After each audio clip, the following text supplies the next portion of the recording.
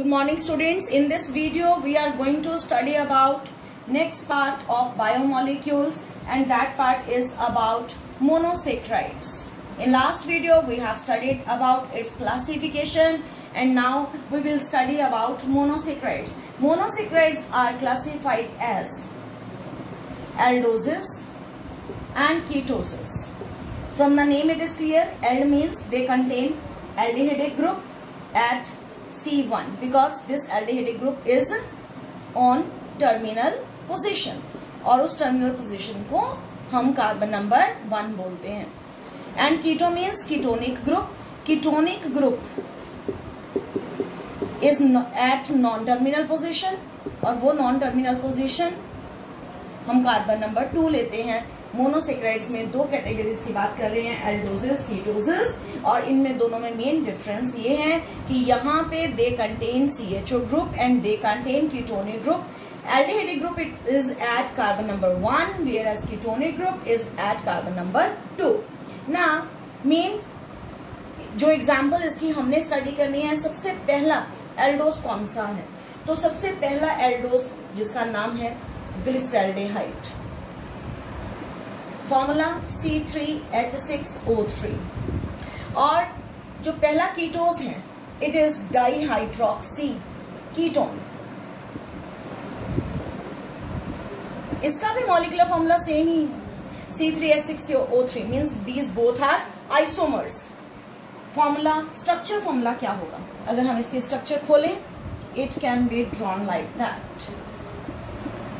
However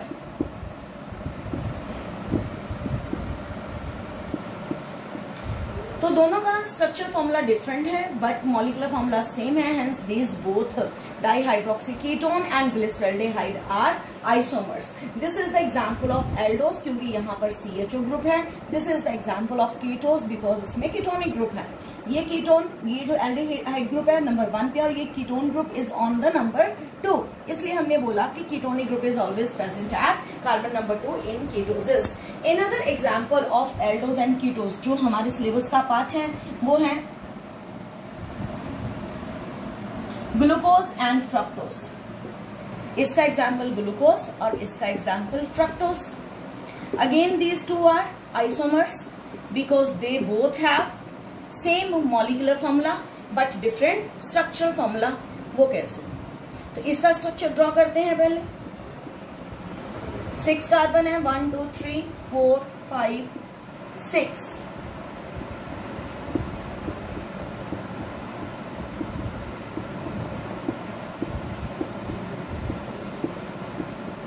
like that. Carbon number 1 2 3 4 5 6. हमने यहाँ पे सारे H और OH खोल के रखे हैं और ये सारा डिटेल्ड स्ट्रक्चर जो है इसमें जो OH की पोजीशंस हैं वो इस हिसाब से जो एक्चुअल पोजीशंस होती हैं. सिर्फ कार्बन नंबर 3 ही ऐसा कार्बन है जिसपे OH लेफ्ट साइड पे है, बाकी सारे OH should be written at right hand side. Fructose, fructose की स्ट्रक्चर देखते हैं. इसके कार्बन नंबर 2 पे कीटोनिक ग्रुप है, बाकी सारा स्ट्रक्चर सेम एज ग्लूकोज 1 2 3 4 5.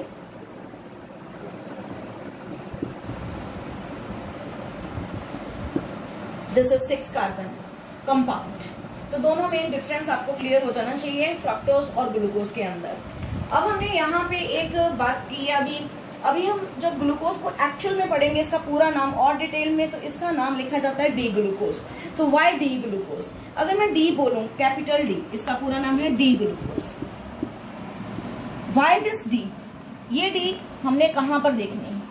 यहाँ पे ये जो कार्बन नंबर 2 है, कार्बन नंबर 3 है, कार्बन नंबर 4 है, कार्बन नंबर 5, ये सारे के सारे कायरल कार्बन एटम्स हैं. और कायरल वो कार्बन एटम होते हैं जिनमें एक carbon is surrounded by 4 different groups.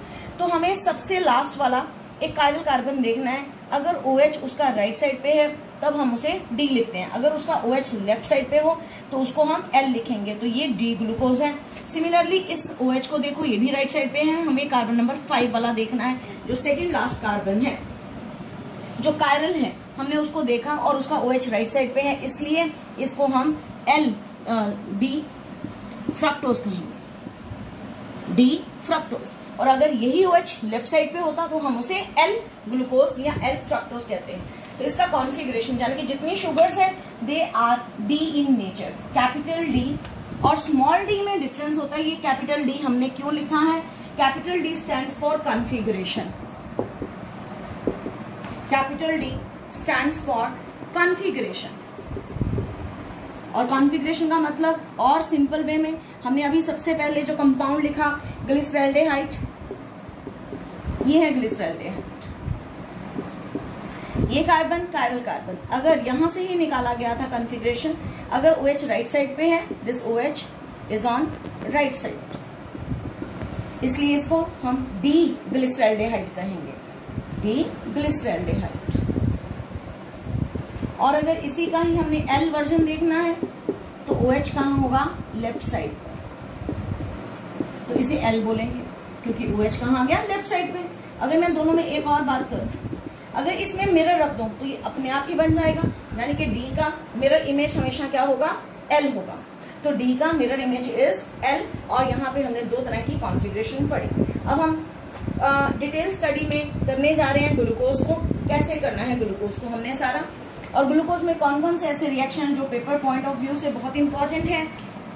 सबसे पहले हम ग्लूकोज की इंफॉर्मेशन लेते हैं कि ग्लूकोज है क्या। बेसिकली ग्लूकोज जिसका मॉलिक्यूलर फॉर्मूला C6H12O6 है, इसको प्रिपेयर करना हो दो मेथड है।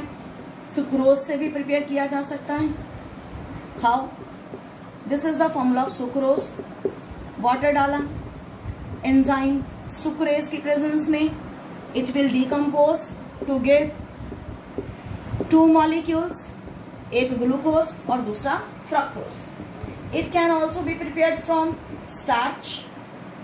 स्टार्च का फॉर्मूला है C6H10O5 N टाइम्स, इसकी भी हाइड्रोलिसिस की and we will get all molecules of glucose. हमें सिर्फ सारे मॉलिक्यूल ग्लूकोज के मिलेंगे। जबकि हमने जब सुक्रोज के मॉलिक्यूल्स सुक्रोज देखा था, सुक्रोज की हाइड्रोलिसिस करवाते हैं तो ग्लूकोज और फ्रक्टोज मिलता है, जबकि स्टार्च में से सारे के सारे क्या मिलते हैं?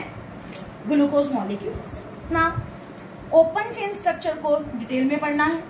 ओपन चेन स्ट्रक्चर जो हमने पहले भी बनाई और उसको हमने प्रूफ्स के साथ बनाना है कि वो स्ट्रक्चर आई कहां से। सबसे पहले तो ग्लूकोज जो है it is aldohexose. Aldo means again contain aldehydic group. Hex means 6 carbon atoms. Glucose another name is dextrose. Then ये जो इसका स्ट्रक्चर था it was given by scientist Bayer और इसकी स्ट्रक्चर जो है ओपन चेन स्ट्रक्चर, उसमें तीन पार्ट्स हम पढ़ेंगे।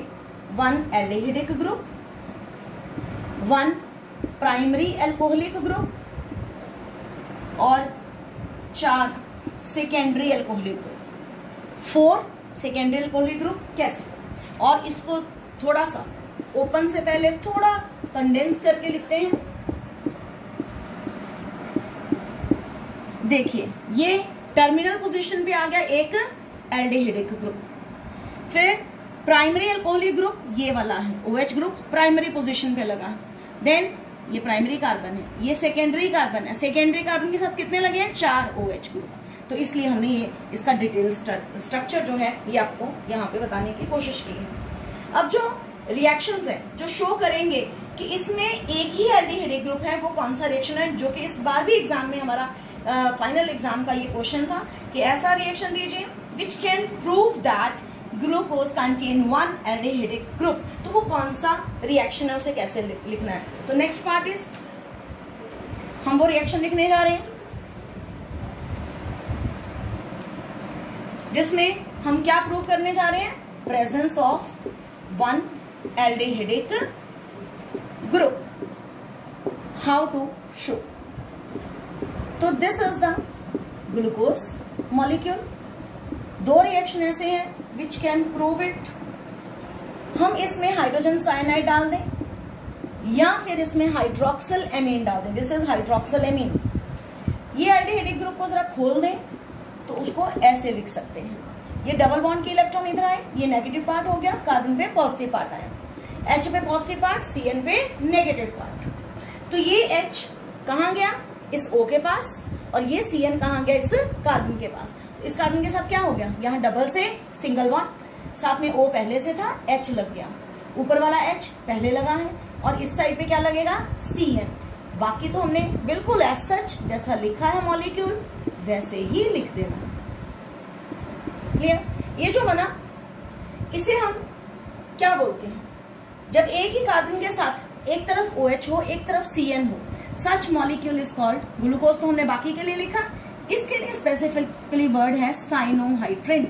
तो साइनोहाइड्रिन क्या होते हैं, जिस कार्बन के साथ एक OH हो एक Cn लगा हो। देन हाइड्रोक्सिल एमीन डालने से हमारे पास रिएक्शन में कैसे होगा, यहाँ पे ये जो H2 है और ये O मिलके ये H2 और ये O मिलके वाटर बाहर जाएगा, और ये डबल बॉन्ड के आगे क्या लग जाएगा, NOH, बाकी सारा सेम। दिस इज व्हाट, क्या बना, जब भी हाइड्रोक्सिल एमीन डालते हैं किसी में हमेशा एंड में ऑक्साइन ग्रुप लगता है। This group is called oxime group. तो इसका पूरा नाम क्या हो गया, ग्लूकोज ऑक्साइन। तो इन दो रिएक्शन से हम presence of aldehydic group prove कर सकते हैं, और ये इस बार का हमारा फाइनल बोर्ड का क्वेश्चन भी था। अब हमें नेक्स्ट रिएक्शन में ये शो करना है that aldehydic group is present at the end of carbon chain. At the end of carbon chain उसे हम कैसे प्रूव करेंगे, तो लेट्स राइट दैट रिएक्शन जिससे हमें दो चीजों का पता चलने जा रहा है, और वो दो चीजें क्या है कि जब हम ब्रोमीन वाटर डालेंगे, ब्रोमीन वाटर क्या है, इसका फंक्शन क्या है, it is mild oxidizing agent, जो एट वन टाइम एक ही ग्रुप को, और अगर एल्डिहाइड ग्रुप है और अल्कोहलिक ग्रुप है दोनों में से एक ही ग्रुप की ऑक्सीडेशन करवाएगा, और जल्दी किसकी ऑक्सीडेशन होगी, एल्डिहाइड की, एज कंपेयर टू अल्कोहल।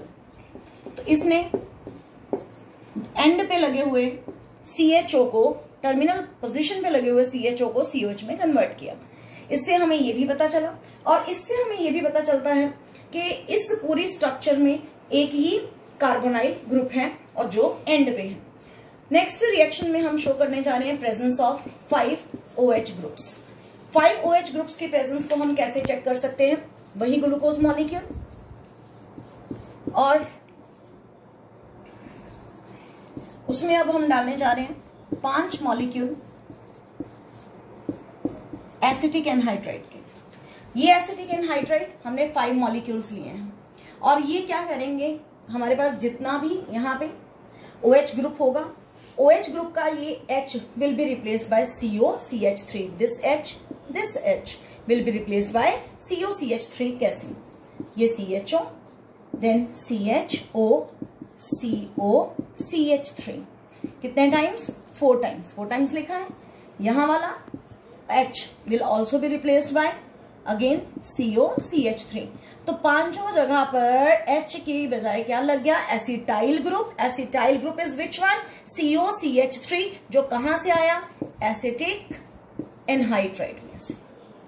तो by using acetic anhydride we can prove that in glucose molecule there are 5 hydroxyl groups, and that product is called glucose pentacetate. Glucose penta मतलब 5 acetate groups, right? Next हम reaction लिखने जा रहे हैं presence of 1 primary alcoholic group, और 1 primary alcoholic group का हम presence कैसे चेक करेंगे, किस रिएक्शन के जरिए।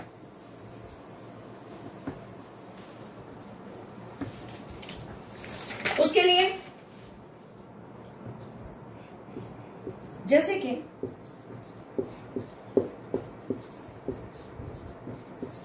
अगर हम इसमें हमने करना क्या है कि 1 प्राइमरी अल्कोहलिक ग्रुप का प्रेजेंस चेक करवाना है, और प्रेजेंस चेक करने के लिए हम क्या करने जा रहे हैं, ये ग्लूकोज लिया, नाइट्रिक एसिड डाला, और इस नाइट्रिक एसिड से क्या बना हमारे पास,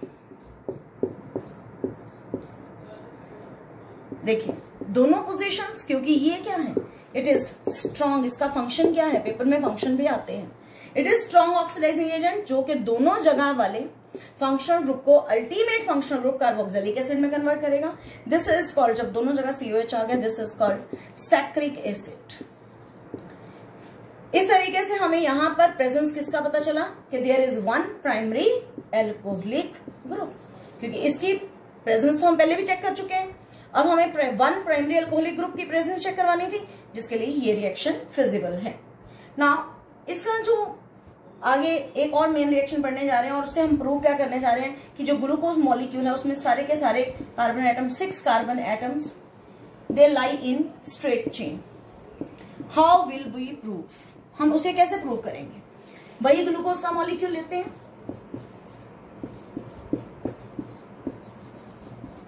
उसमें रिड्यूसिंग एजेंट डाला, हाइड्रोजन आयोडाइड और फास्फोरस हीट किया, तो ये चेन खुल के सिंपल सारे के सारे कार्बन एटम हो जाएंगे, जाने के CH3, CH2 4 times, again CH3 4 5 6 carbon atom. क्या बना? नॉर्मल हेक्सेन, एन हेक्सेन, जिसमें सारे कार्बन कहां लगे हैं? सिंगल चेन के अंदर। नेक्स्ट है, इसका मतलब इन सारी रिएक्शंस के जरिए हमें क्या पता चला, और इसका जो ओपन चेन स्ट्रक्चर है अल्टीमेटली होली सोली कैसे लिखेंगे और कैसे लिखेंगे उसको, ये सबसे मेन इंपॉर्टेंट पॉइंट है। 1 2 3 1 2 3 4 5 6 हर जगह पे इसका हम कॉन्फ़िगरेशन लिखेंगे। How to write that configuration? Carbon number 3 पे OH लेफ्ट पे होता है, बाकी सारी जगह पे OH is on the right position. अगर हमने पहले भी बात की है कायरल कार्बन एटम की, कायरल कार्बन एटम वो होता है जिसके साथ 4 डिफरेंट ग्रुप जुड़े हैं। जैसे कि इसी को देखो, ये कैसे कायरल है? एक ग्रुप, दूसरा ग्रुप, तीसरा ग्रुप और नीचे वाला ये सारा ग्रुप। सारे ग्रुप क्या है? डिफरेंट, ये कायरल है। इसी तरह इसको भी देखिए, ये भी कायरल है, ये भी कायरल है, ये भी कायरल है। ग्लूकोज के इस मॉलिक्यूल में कितने कायरल कार्बन एटम्स हैं? 4। और जब 4 कायरल कार्बन एटम्स होते हैं, स्टीरियो आइसोमर्स निकालने का फॉर्मूला होता है 2n, where n is the number of chiral carbon atoms. 2⁴ और कितना आंसर आ गया? 16।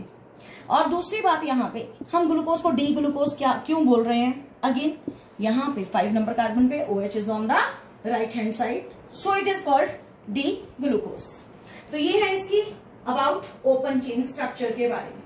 अब हम क्या करने जा रहे हैं कि जो हमारे पास है कि हम अगर कहें, हमारे पास बहुत बार क्वेश्चन आता है और क्वेश्चन आपको देती हूँ, write down the reaction showing nature of reducing sugar, कि शुगर्स रिड्यूसिंग कैसे। हमें अगर रिड्यूसिंग शुगर का नेचर एक्सप्लेन करना है तो वो कैसे करेंगे? और हम ऐसे भी क्वेश्चन आ सकता है कि how can you say that glucose is a reducing sugar. तो इसके लिए हमें इसका रिएक्शन लिख के दिखाना है। किसके साथ? अगर ये रिड्यूसिंग इन नेचर है तो it will react with oxidizing agent. मैं दो ऑक्सीडाइजिंग एजेंट लेने जा रही हूं जो बहुत ही इंपॉर्टेंट है, और वो कौन से हैं? इसका कॉम्बिनेशन, इसको बोलते हैं फैलिंग सोल्यूशन। और दूसरा है हमारे पास कॉम्बिनेशन जो कि सिल्वर का है, उस रिएजेंट का नाम है Tollens reagent, which is ammoniacal silver nitrate solution. दोनों डालने के बाद हमारे पास अल्टीमेट, ये दोनों माइल्ड ऑक्सीडाइजिंग एजेंट्स हैं। ये दोनों का काम क्या है? माइल्ड ऑक्सीडाइजिंग एजेंट है। अल्टीमेट प्रोडक्ट चाहे वो डालो चाहे वो डालो, अल्टीमेट जो प्रोडक्ट है, जो इसका कन्वर्जन है, वो किस में होगा? आपने क्या देखा? CHO से क्या बना? COO negative, gluconate ion. जो दूसरा प्रोडक्ट है वो क्या बनेगा? अगर मैं इसको यूज करूं तो another product is cuprous oxide, जिसके रेड कलर के प्रेसिपिटेट्स बनेंगे, रेड कलर के प्रेसिपिटेट्स बनेंगे। अगर इसको यूज करें तो हमारे पास अनदर प्रोडक्ट सिल्वर के व्हाइट प्रेसिपिटेट बनते हैं अलोंग विद ग्लूकोनेट आइन।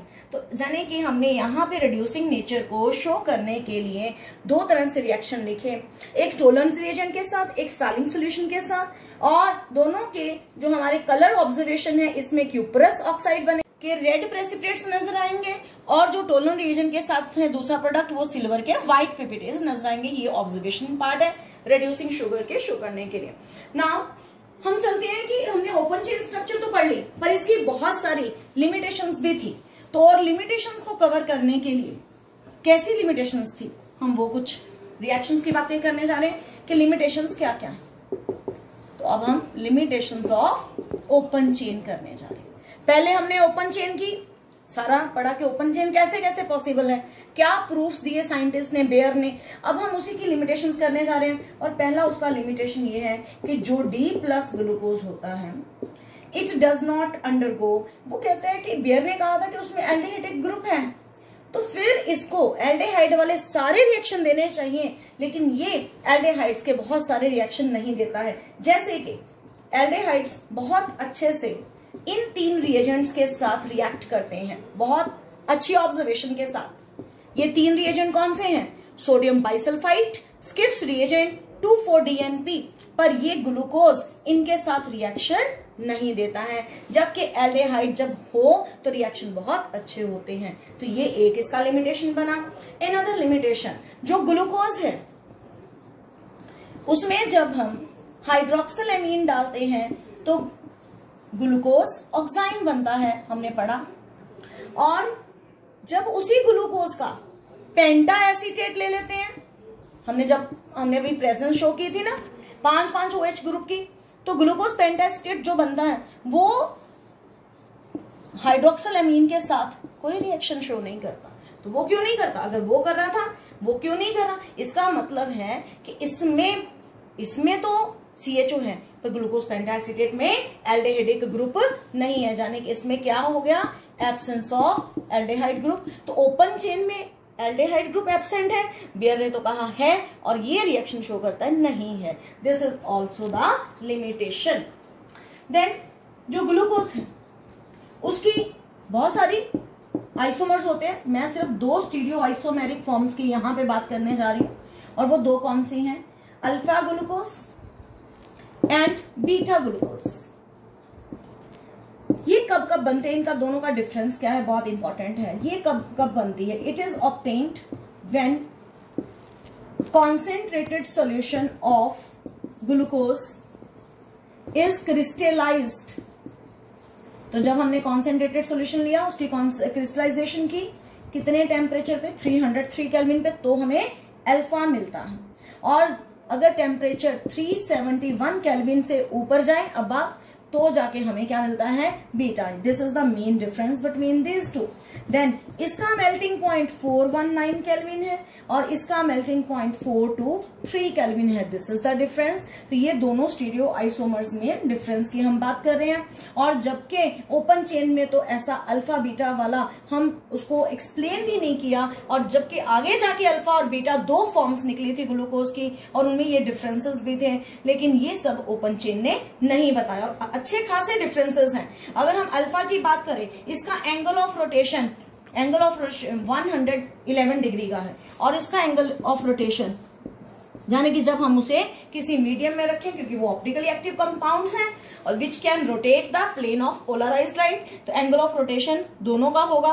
अल्फा वाले का 111 है और बीटा वाले का 19.2 है। लेकिन ये सब बातें ओपन चेन स्ट्रक्चर में एक्सप्लेन नहीं होती हैं, और इसीलिए ओपन चेन स्ट्रक्चर फेल होने के ज्यादा चांसेस बने। और ये दोनों फॉर्म्स की एक और प्रॉपर्टी है, ये दोनों stereo isomeric forms alpha glucose and beta glucose undergo mutar rotation. What is mutar rotation? This is very important term from the board point of view. Mutar rotation. हमने अभी जो पढ़ा 2 स्टीरियो आइसोमेरिक फॉर्म्स हैं, alpha glucose, alpha D glucose और beta D glucose आपस में equilibrium mixture में भी एग्जिस्ट कर सकती हैं, और इसका एंगल ऑफ रोटेशन अभी अभी हमने पढ़ा 111 डिग्री, और इसका एंगल ऑफ रोटेशन 19.2 डिग्री। जब इक्विलिब्रियम में आते हैं, इससे कम हो जाती है वैल्यू, और इसकी इंक्रीज होके इतनी हो जाती है, तो ये इक्विलिब्रियम मिक्सचर की वैल्यू है। ये जो स्पॉन्टेनियस चेंज हुआ किसमें, रोटेशन में, ऑफ ऑप्टिकली एक्टिव कंपाउंड, जो ग्लूकोज ऑप्टिकली एक्टिव था, विच कैन रोटेट, हमने क्या बोला, ग्लूकोज क्या है, optically active compound which can rotate the, पहले भी हमने ये टर्म पढ़ी है, plane of polarised light, right, कुछ एंगल से घुमाएगा, तो उसमें इक्विलिब्रियम मिक्सचर में ये वैल्यू आई अल्फा की, तो यहां पे जो स्पेसिफिक जो चेंज आता है, स्पॉन्टेनियस चेंज आता है अल्फा की वैल्यू में, that change is called mutarotation. तो म्यूटा रोटेशन का डेफिनेशन क्या हो गया, the spontaneous change in specific rotation of an optically active compound with time to an equilibrium value. This value जो equilibrium में आई, ये change हुआ, that change is called muta rotation. Thank you. Have a good day.